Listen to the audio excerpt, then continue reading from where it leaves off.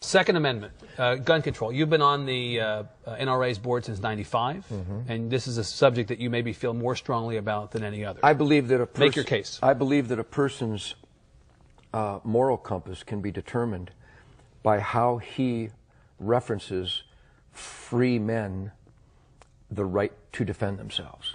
The Second Amendment is so obvious to me, it's insane that there's an argument.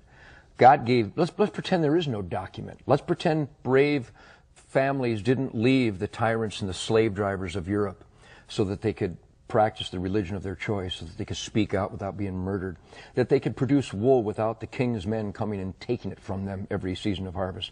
Let's pretend none of that happened. Let's just pretend this guy named Ted Nugent parachuted onto Earth and woke up one morning and saw these wonderful resources and had dreams of excellence and being the best that I could be. I don't need a document, and I don't need another man to explain to me that I have the right to defend my gift of life. And that there is an argument in America from Hillary Clinton, from Barbara Boxer, Dianne Feinstein, from a whole gaggle of numbnuts who would try to tell me they will dictate where, how, and if I can defend myself. I find that preposterous. I find it unacceptable, and I will not accept it. I am a free man. Don't tread on me. A good, law-abiding citizen, not convicted of a felon. The Second Amendment of our Bill of Rights is my concealed weapons permit. Period. That's it? That's it. So no limitations of any kind that you can see?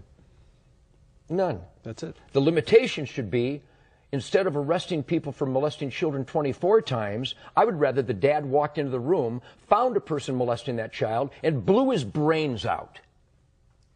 I would rather that the lady in Massachusetts last month who was taking her daughter to soccer, who was carjacked by a recidivistic maggot who'd been in the prison system all his life but was let out again because we feel sorry for him. Maybe he had a bad childhood. Instead of her being hijacked and murdered, I'd rather she just shot the bastard dead. But in Massachusetts, somebody decided she can't do that. So she's dead. I would rather she was alive and the carjacker was dead. I'm weird. I would rather that the guy who beat this lady to within an inch of her life in Waco, on parole was he, phenomenal, and beat her to within an inch of her life in front of her grandchildren with a whiskey bottle. I would rather she fell to the ground, pulled out a .38, and shot him 6 times in the chest and killed him. Am I weird?